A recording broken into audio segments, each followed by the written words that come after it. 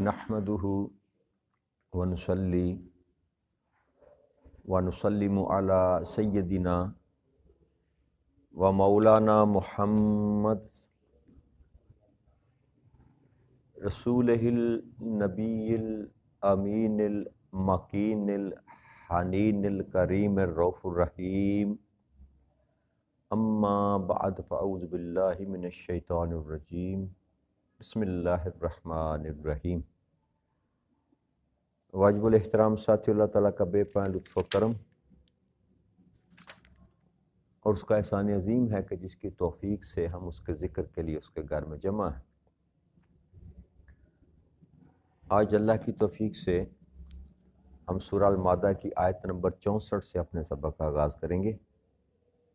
اللہ کریم نے ارشاد فرمایا، وقالت اليہود ید اللہ مغلولہ غلت ایدیہم ولعنوا بما قالوا بل یداہ مبسوطتان ينفق کیف یشاء وليزیدن کثیر منہم ما انزل الیک من ربک طغیانا وکفرا والقین بینہم العداوۃ والبغضاء الی یوم القیامہ کلما اوقدوا نار الحرب اطفاها اللہ وَيَسْعَوْنَ فِي الْأَرْضِ فَسَادًا وَاللَّهُ لَا يُحِبُّ الْمُفْسِدِينَ۔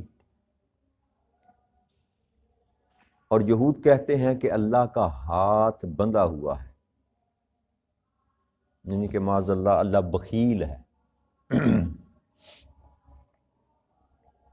ان کے اپنے ہاتھ باندھے جائیں اور جو کچھ انہوں نے کہا اس کے باعث ان پر لعنت کی گئی، بلکہ حق تو یہ ہے کہ اس کے دونوں ہاتھ کشادہ ہیں اور جس طرح چاہتا ہے خرچ فرماتا ہے، یعنی کہ بندوں کو عطا کرتا ہے جس طرح وہ چاہتا ہے۔ اے حبیب مکرم صلی اللہ علیہ وآلہ وسلم، جو کتاب آپ کی طرف آپ کے رب کی جانب سے نازل کی گئی، یقیناً ان میں سے اکثر لوگوں کو حسداً سرکشی اور کفر میں بڑھاوا دے گی، اور ہم نے ان کے درمیان روز قیامت تک عداوت اور بغض ڈال دیا ہے۔ جب بھی یہ لوگ جنگ کی آگ بھڑکاتے ہیں اللہ اسے بجھا دیتا ہے، اور یہ روئے زمین میں فساد انگیزی کرتے رہتے ہیں، اور اللہ فساد کرنے والوں کو پسند نہیں کرتا۔ اس آیہ مبارکہ میں ایک روایت یہ آتی ہے کہ جب اللہ کریم نے نبی اکرم صلی اللہ علیہ وسلم کی زبان اقدس سے وہ کلمات جو ہے ادا کروائے، وَمَنْ ذَا الَّذِي يَقْرِضُ اللَّهَ قَرْضًا حَسَنًا، کہ وہ کون ہے جو اللہ کو قرضہ حسنہ دے، تو اس پر یہودیوں نے طعن کیا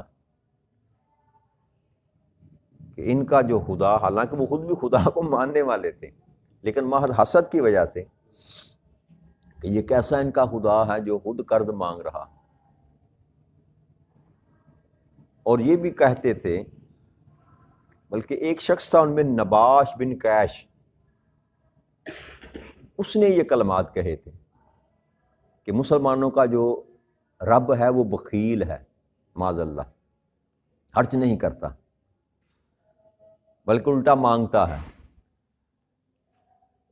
تو ایک انسان نے بس یہ خزیان بقا، تو چونکہ پوری جو ان کی جماعت تھی، کمیونٹی تھی، انہوں نے اس سے اظہار لا تلقی نہ کیا، اس کے اس بیانیے سے، اس کی اس بات سے، اور نہ یہودیوں نے ان کو منع کیا۔ تو اس لیے اللہ کریم نے صرف ایک شخص کے کہنے پر پوری امت یہود جو ہے نا اس کو مخاطب کیا کہ یہ کہتے ہیں سارے، جو کل ہم نے پرسوں بات کی تھی کہ ایک برائی کر رہا ہے اور ایک برائی کو دیکھ رہا ہے، تو اللہ کے ہاں وہ دونوں برابر ہیں۔ اگر وہ روکتا نہیں، منع نہیں کرتا، تو وہ ویسے ہی ہے جیسے وہ بھی برائی کر رہا ہے۔ 2 دن ہم نے اس پر گفتگو کی۔ اس آیہ مبارکہ میں رب کریم نے بات ایک شخص نے کی نباش بن قیس نے، لیکن خطاب سب یہود کو کیا، کیونکہ ان یہودیوں نے اس سے اپنے آپ کو علیحدہ نہیں کیا کہ یہ جو کر رہا ہے بکواس، یہ اس کی ذاتی بات ہے، اس کا ذاتی کلام ہے، ہم ایسا عقیدہ نہیں رکھتے۔ تو اللہ نے فرمایا کہ یہ کہتے ہیں کہ اللہ وکیل ہے، اللہ کا ہاتھ بندھا ہوا ہے، اللہ خرچ نہیں کرتا، حالانکہ ان کے اپنے ہاتھ بندھ جائیں، یہ خود جو ہے بخیل ہو جائیں۔ اللہ ایسا نہیں ہے، اللہ کے دونوں ہاتھ کھلے ہوئے ہیں، اور اللہ جس قدر جس پر چاہتا ہے سہا کرتا ہے، کرم کرتا ہے، عطا کرتا ہے۔ یہاں ایک بات اور قابل ذکر یاد رکھیے گا کہ جب بھی رب کریم کی طرف ہاتھ کہا جاتا ہے، یہ اللہ کا ہاتھ ہے، یہ اللہ کے ہاتھ ہیں، یہ اللہ دیکھتا ہے، یہ اللہ سنتا ہے، یہ اللہ کے پاؤں ہیں، اللہ چلتا ہے، تو یہ استعارے کی بات ہوتی ہے۔ حقیقت میں رب کریم ان سارے اعضاء سے پاک ہے۔ وہ خود فرماتا ہے کہ میں دونوں ہاتھوں سے دیتا ہوں، نبی اکرم صلی اللہ علیہ وسلم کی حدیث مبارک بھی ہے کہ اللہ کریم کے دونوں ہاتھ کھلے ہیں۔ یہاں بھی اللہ کریم نے فرمایا کہ میرے تو دونوں ہاتھ کشادہ ہیں، کھلے ہوئے ہیں جود و سہا کے معاملے میں بخیل نہیں ہوں۔ تو اس کا ہرگز مطلب یہ نہیں ہے کہ اللہ کے ویسے ہاتھ ہیں جیسے ہمارے جی۔ جب اللہ کہتا ہے میں دیکھتا ہوں تو اس کی ایسی آنکھیں ہیں جیسے ہماری ہیں۔ کیسے اس کے ہاتھ ہیں وہ جانتا ہے، اس کے سوا کوئی اور نہیں جانتا۔ جیسے ذکر آتا ہے نبی اکرم صلی اللہ علیہ وسلم کے حدیث مبارک میں بھی ہے کہ اللہ کریم اپنی اشاقان جو ہیں محبوب خدا اور شاقان خدا جو ہوں گے قیامت کے روز، ان کو اپنی پنڈلی کا دیدار کرائے گا، اپنی پنڈلی کا دیدار کرائے گا۔ اب وہ پنڈلی کیا ہے یہ اللہ اور اللہ کے رسول کے سوا کوئی اور نہیں جانتا۔ میں اس لیے اس بات میں نے کلیئر کی کہ یہ گمان نہ آئے کہ شاید اللہ کو جسم رکھتا ہے۔ جسم اگر ہو تو وہ مقید ہے وہ، اور اللہ کسی قید میں نہیں آتا، ساری کائنات کو اس نے اپنے ہاتھے میں کیا ہوا ہے۔ تو اس لیے یہ استعارے کے طور پر استعمال ہوتا ہے۔ جیسے ہم کہتے ہیں بڑا کھلا خرچہ لا، بڑا کھلا ہاتھ یار ہوتا، کہتے ہیں نا کھلا ہاتھ، اس کا مطلب کیا ہوتا ہے کہ وہ سخی ہے، وہ خرچ کرنے والا ہے۔ تو کہتے ہیں ہاتھ تنگ ہے، اس کا تنگ دست ہے، اس کے پاس کچھ نہیں جی۔ تو یہاں جو اللہ نے فرمایا کہ بندھا ہوا ہاتھ کا مطلب ہوتا ہے کہ وہ خرچ نہیں کرتا۔ ہاتھ روک کے رکھنا، ہاتھ باندھ کے رکھنا، اس کا مراد ہے کہ وہ خرچ نہیں کرتا، یعنی کہ بخیل ہے۔ اور اگر وہ کھلے ہاتھ والا ہے تو اس کا مطلب ہے وہ سخی ہے۔ تو اللہ کہتا ہے میں دونوں ہاتھوں سے سخاوت کرتا ہوں۔ تم ایک ہاتھ کی بات کرتے ہو کہ اللہ کا ہاتھ بندھا ہوا ہے، میرے تو دونوں ہاتھ کشادہ ہیں، مگر میں جس کو چاہتا ہوں اس کو عطا کرتا ہوں۔ اے میرے حبیب، جو کتاب آپ کی طرف آپ کے رب نے نازل کی ہے نا، ان میں سے جو اکثر لوگ ہیں یہ سرکشی اور کفر میں اس کتاب کے سبب سے بڑھ جائیں گے کہ حسد کے مارے یہ اس کلام الہی کو قبول نہیں کریں گے، یہ جانتے ہوئے کہ یہ اللہ کا کلام ہے۔ اور اللہ کی ذات کے ساتھ ان کی کوئی ضد، یہود یا ہو یا عیسائی ہوں، سارے ہی اللہ کو مانتے تھے۔ ایون یہاں تک جو مشرکین تھے نا، جو شرک کرتے تھے، وہ بھی اللہ کو مانتے تھے کسی نہ کسی شکل میں۔ رب کا کوئی منکر نہیں ہے۔ بتوں کے پوجنے والے جو ہیں وہ بھی اللہ کو مانتے ہیں، نام کچھ بھی رکھ لیں۔ اور زمین پر جن کی وہ پوجا پرستش کرتے ہیں، شرک اسی لیے کہتا ہے نا کہ رب کے ساتھ کسی اور کو ملایا ہے، سیدھا ہی رب ان کو نہیں مانتے کہ یہ ہمارا خدا ہے، نہیں، ان کو بھی خدا مانتے ہیں، ان کو بھی رب مانتے ہیں۔ کوئی مال و دولت دینے والا ہے، کوئی اولاد دینے والا ہے جی، لیکن حقیقی خدا کو بھی وہ مانتے ہیں۔ ہر ایک مذہب کا بندہ اس بات سے انکار نہیں کرتا کہ اس کائنات کو چلانے والی ایک ہی ہستی ہے۔ ہندو مت میں چلے جائیں، بدھ مت میں چلے جائیں، سکھوں میں چلے جائیں، عیسائیوں میں چلے جائیں، یہودیوں میں چلے جائیں، ہر ایک مانتا ہے کہ ایک ہے وہ جو سارے نظام کو چلانے والا ہے۔ باقی نیچے خود خدا، خود ساختہ خدا اپنی خواہشات کو پورے کرنے کے لیے انہیں بنا رکھے ہیں۔ اسی کو شرک کہتے ہیں، اسی کو شرک کہتے ہیں، اس کا روپ کوئی ہو، رنگ کوئی ہو، انداز کوئی ہو، اگر اس ذات کے سوا آپ کسی کے ساتھ اپنی اس بات کو پر قائل ہو جائیں کہ اس کے سوا بھی کوئی اور دینے والا ہے، عزت دینے والا ہے، مال دینے والا ہے، اولاد دینے والا ہے، اسی کو شرک کہتے ہیں۔ بھلے آپ پتھر کی مورت بنا کر سامنے رکھیں یا نہ رکھیں، دل میں سجا لیں نا، کوئی صنم خانہ بنا لیں، دل میں ہی کی خیال کر لیں کہ یہ بھی مجھے فائدہ پہنچانے والا ہے، یہ بھی میرے کاروبار میں نفع مجھ کو دے سکتا ہے، یہ فلاں جو ہے مجھ کو بیٹا دے سکتا ہے، یہ فلاں میرے کاروبار میں برکت ڈال سکتا ہے، الحاضر قیاس، ایسا گمان اگر اپنے دل میں بھی بٹھا لیں تو اس کا مطلب ہے کہ آپ نے بھی شرک ہی کیا ہے۔ بے شک سامنے آپ نے بت کو سجا کر نہیں رکھا۔ ہر ایک انسان جو ہے وہ اس حقیقت کو جانتا بھی ہے اور مانتا بھی ہے کہ اللہ ہے۔ اب نبی اکرم صلی اللہ علیہ وسلم کی زبان اقدس سے کلام الہی کو سن کر انکار کرنا جو تھا محض حسد کی بنا پر تھا۔ جو اللہ نے ارشاد فرمایا نا کہ اس قرآن کو جو ہے میرے محبوب ہم نے آپ پر نازل کیا، اس کے سبب سے یہ سرکشی میں پڑ جائیں گے اور کفر میں پڑ جائیں گے، حالانکہ وہ مانتے تھے، جانتے تھے اس بات کو کہ اللہ ہے، لیکن جب آقا کریم صلی اللہ علیہ وسلم نے فرمایا قل هو اللہ احد، اللہ ایک ہے، تو ماننے سے انکار کر دیا۔ بات آقا کریم صلی اللہ علیہ وسلم کی ماننے سے انکار کیا۔ تو چونکہ نبی یا رسول اللہ کا نمائندہ ہوتا ہے زمین پر، تو اللہ خود کہتا ہے جو یہ بولتا ہے میں کہتا ہوں تو یہ بولتا ہے، تو رسول کی بات کا انکار ایسے ہی ہے جیسے اللہ کی ذات کا بات کا انکار کیا جائے۔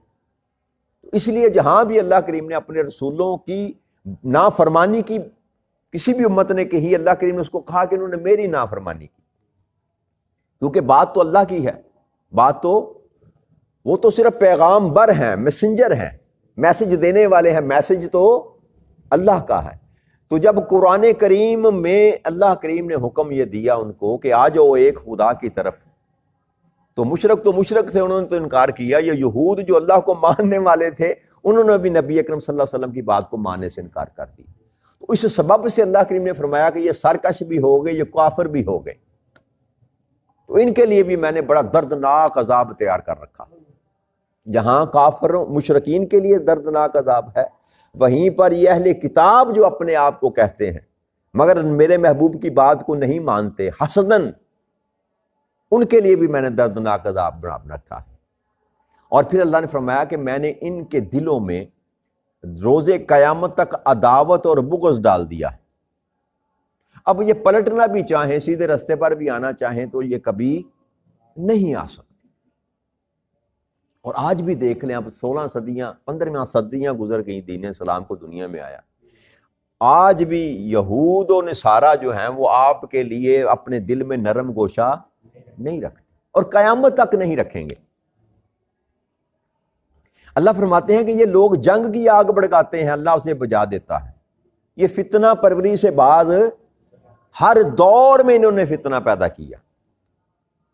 جب نبی اکرم صلی اللہ علیہ وسلم مدینہ تشریف لائے تو یہ دوستی کے روپ میں دشمنی کرتے رہے، سامنے دوست بن کر آتے تھے، پیچھے جو تھے وہ فتنہ پروری کرتے تھے، لوگوں کو اکساتے تھے۔ یہاں نبی اکرم صلی اللہ علیہ وسلم کے ساتھ معاملات کرتے، وہاں مکے میں جا کر مشرکین مکہ کے ساتھ جا کر معاملات کرتے اور فتنہ پروری میں لگے رہتے۔ اللہ کہتا ہے کہ یہ آگ بھڑکاتے ہیں، اللہ ٹھنڈا کرتا ہے اس آگ کو۔ اللہ کا اپنا بندوبست ہے کہ ان کی جتنی مکریں، جتنی چالیں ہوتی تھیں، اللہ کریم اپنے فضل سے، اپنے کرم سے مسلمانوں کی مدد کرتا اور اس آگ کو ٹھنڈا کر دیتا۔ اور یہ قیامت تک سلسلہ چلتا رہے گا، یہ اپس اینڈ ڈاؤن، ان کی چالیں جو ہیں وہ بڑھتی چلی جائیں گی۔ ایک وقت آئے گا کہ اللہ کریم پھر ان کو پست کرے گا، ان کو ذلیل و رسوا کرے گا۔ پھر کچھ وقت کے لیے یہ اپنی بڑھوتی کریں گے، اپنا نظام چلانے کی کوشش کریں گے، پھر اللہ کریم کوئی نہ کوئی ایسا پیدا کرے گا انسان جو پھر ان کو ذلیل و رسوا کرے گا۔ اور یہ ان کے ساتھ تسلسل کے ساتھ بنی اسرائیل کے ساتھ ہو رہا ہے۔ ایک حد تک سرکشی سے بڑے اللہ کریم نے بخت نصر کو بھیجا، انہوں نے ان کو تہس نہس کر کے رکھ دیا، ان کو بھاگے، سب کچھ چھوڑ چھاڑ کر ذلیل و رسوا ہو گئے، تتر بتر ہو گئے، نہ کوئی زمین رہی، نہ کوئی مکان رہا، کوئی چیز ان کے پاس باقی نہ بچی۔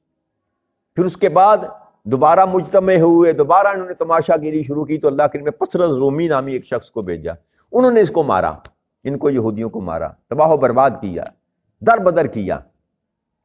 اور پھر اسی طرح مجوس نامی ایک شخص تھا، نبی اکرم صلی اللہ علیہ وسلم کے آنے کے قریب قریب جب تھے تو انہوں نے ان کو رگیدا اچھی طرح.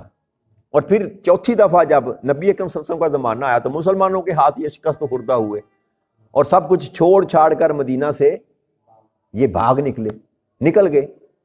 تو اب اگر یہ پھر مجتمع ہیں، اکٹھے ہیں، یا دنیا میں ان کا نظام چل رہا ہے تو یہ بات نہیں ہے کہ یہ چلتا رہے گا. اللہ کریم پھر بندوبست کرے گا. یہ اس کی مرضی پر ڈیپینڈ کرتا ہے کتنی دیر بار کب. اب یہ جو گیپ لمبا نظر آ رہا ہے نا ہمیں کہ یہودی جو ہیں وہ ساری دنیا پر غلبہ اختیار کیے ہوئے ہیں، مسلمان جو ہے مغلوب ہے، ایسی بات نہیں ہے. ہم مسلمان ہی نہیں نا، کمی جو ہے ہماری طرف سے ہے. ہم وہ جماعت نہیں ہے جس کا اللہ نے وعدہ کیا تھا کہ تم اگر میرے ساتھ ہو تو تم غالب ہوگے. اس لیے ہمیں یہاں پر محسوس ہوتا ہے کہ شاید وہ غلبہ پا چکے ہیں. وہ غلبہ نہیں پا چکے، ہم مغلوب ہو چکے اس لیے کہ ہم نے وہ اللہ کے ساتھ کیا ہوا وعدہ توڑ دیا. وہ جو اللہ نے کہا تھا کہ میری جماعت ہے اور میری جماعت ہی غالب آئے گی، ہم اس جماعت سے باہر نکل گئے. تو جب تک ہم اس جماعت میں داخل نہیں ہوتے، وہ جماعت نہیں بنتے جس کو اللہ حزب اللہ کہتا ہے، اس وقت تک ان کا غلبہ رہے گا، نظر آئے گا کائنات دنیا کو.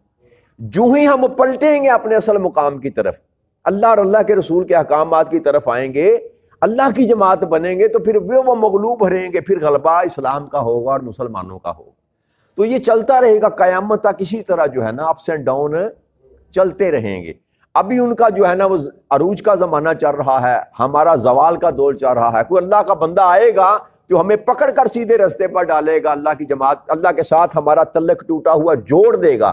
جب ہمارا تعلق اللہ کے ساتھ جڑ جائے گا، ہم اللہ کی بات مان لیں گے، تو پھر ہم غلبہ پا جائیں گے. سیدھا سا کلیہ ہے، اس میں کوئی سائنس راکٹ سائنس نہیں ہے. ہم ہی اپنا راستہ گنوا بیٹھے ہیں، ہم ہی کہتے ہیں پنجابی کرائے پہ گئے ہیں، ہم نے ہی اپنا راستہ چھوڑ دیا. اللہ کا وعدہ آج بھی وہی قائم ہے. اللہ اسی طرح ہماری طرف دیکھ رہا ہے. جب ہم پلٹ کر اس کی طرف آئیں گے، اس کی طرف سے رحمتیں بھی آئیں گی، فضل بھی آئے گے، فرشتے بھی اتریں گے، ساری مددیں اس کی طرف آئیں گی. لیکن جب ہم اپنا وعدہ پورا کریں گے، ہم اپنا وعدہ جو بھول چکے ہیں وہ پورا کریں گے. تو اللہ فرماتا ہے کہ یہ روئے زمین پر فساد انگیزی کرتے رہتے ہیں، ان کا وتیرہ ہے، یہ کبھی باز نہیں آئیں گے. خصلت ہوتی ہے نا انسان کی، شیطان کا کام ہے، شیطان کبھی نیکی کی تلقین نہیں کرے گا انسان کی، کیونکہ اس کے اندر یہ مادہ ہی نہیں ہے، اسی لیے اس کو شیطان کہتے ہیں. اسی طرح یہ جو گروپ ہے نا یہود و نصارہ کا، اور خاص کر اہل یہود جو ہیں، ان کے اندر بھی یہ بد خصلتی ہے کہ یہ کبھی اچھا کام کر ہی نہیں سکتے، کبھی اچھا کام نہیں کریں گے. انہوں نے دنیا میں پیدا ہی فساد کرنا ہے. جب سے یہ آئے، جب سے ان کا وجود بنا بنی اسرائیل کی قوم کا، آپ ساری ان کی تاریخ پڑھ کر دیکھ لیں، کبھی انہوں نے امن نہیں رہنے دیا. جہاں پر یہ بات ہوئے وہاں پر کبھی امن نہیں ہو سکتا. یہ فساد انگیزی کریں گے. تو اللہ کہتا ہے کہ میں فساد انگیزی کرنے والوں کو پسند نہیں کرتا.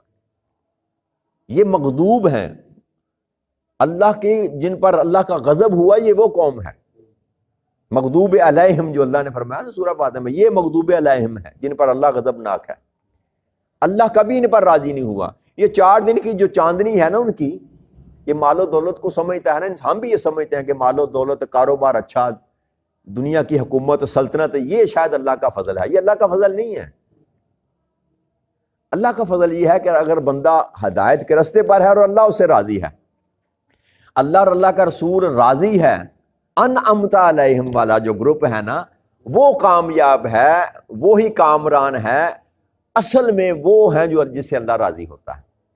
تو بس شناخت ہم نے یہ کرنی ہے، کوشش ہم نے یہ کرنی ہے کہ ہم اس گروپ میں شامل ہونے کی کوشش کریں جو انعمت علیہم والے ہیں، جن پر اللہ کا انعام ہوا، جن پر اللہ کا کرم ہوا، جن سے اللہ راضی ہے. ان جیسے اعمال کریں، ان جیسے افعال کریں، ان جیسا کردار اپنانے کی کوشش کریں، تو پھر یہ سارے معاملات ہمارے سیدھے ہو جائیں گے.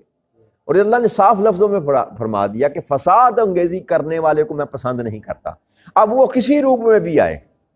جی یہ تو یہود کا ذکر رب کریم فرما رہے ہیں نا، لیکن یہ مطلقاً بات اللہ کریم نے فرمائی کہ وہ فساد کرنے والے ہیں، اور فساد کرنے والوں کو میں پسند نہیں کرتا. یہاں پر صرف یہ نہیں کہا کہ جو یہودی فساد کرتے ہیں میں ان کو پسند نہیں کرتا، نہ، جو بھی زمین میں فساد کرے گا اللہ کریم ان کو پسند نہیں کرتا۔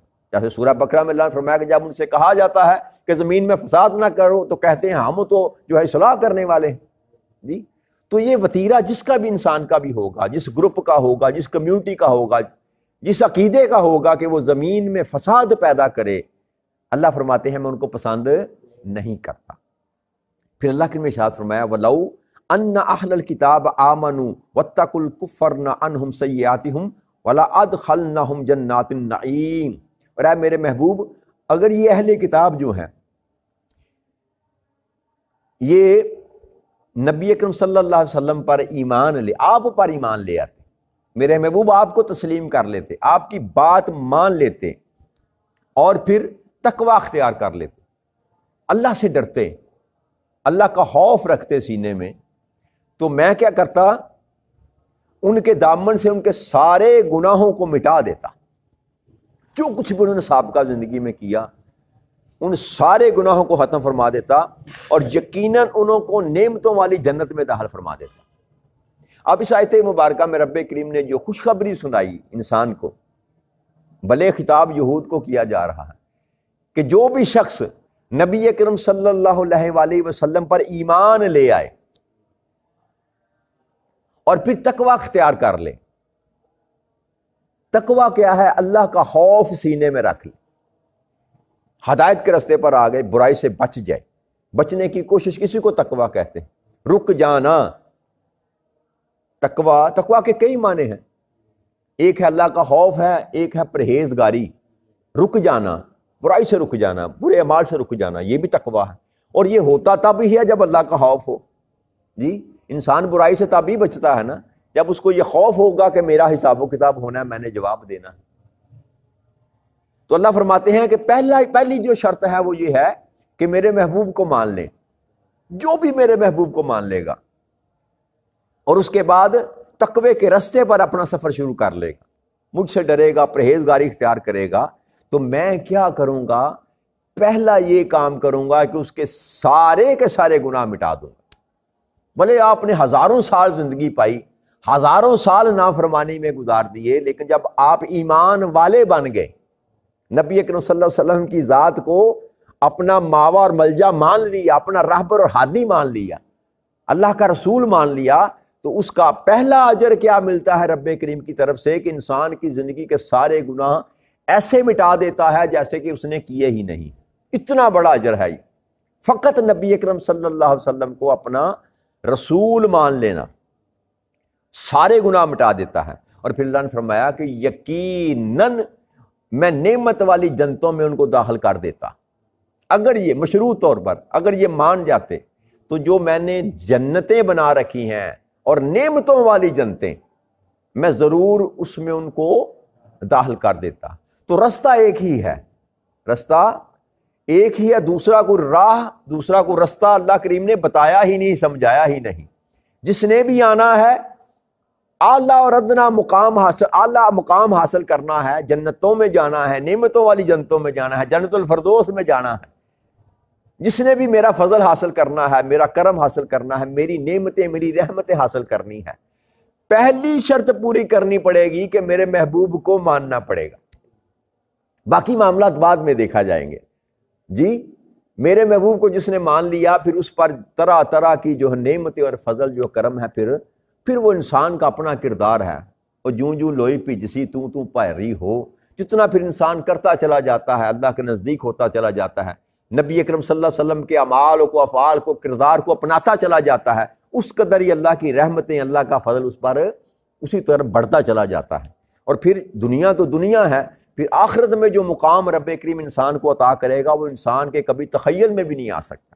لیکن شرط یہ ہے کہ کیا کہا تھا علامہ اقبال نے، اسی شعر پر بات کو ختم کرتے ہیں کہ کی محمد سے وفا تو نے تو ہم تیرے ہیں، ارے یہ جہاں چیز ہے کیا لوح و قلم تیرے ہے، جو چاہے لکھ دینا اپنی تقدیر میں، جو چاہے مٹا دینا اپنی تقدیر میں۔ خلاصتاً بات یہ ہے، اللہ کریم ہمیں توفیق عطا فرما دے کہ ہم حقیقی معنی میں نبی اکرم صلی اللہ علیہ وآلہ وسلم کو اپنا راہبر اور اپنا ہادی تسلیم کر اپنی زندگیوں کو سیدھے راستے پر چلانے کے قابل ہو جائیں۔ وما علینا الا البلاغ المبین۔ والسلام علیکم ورحمۃ اللہ وبرکاتہ۔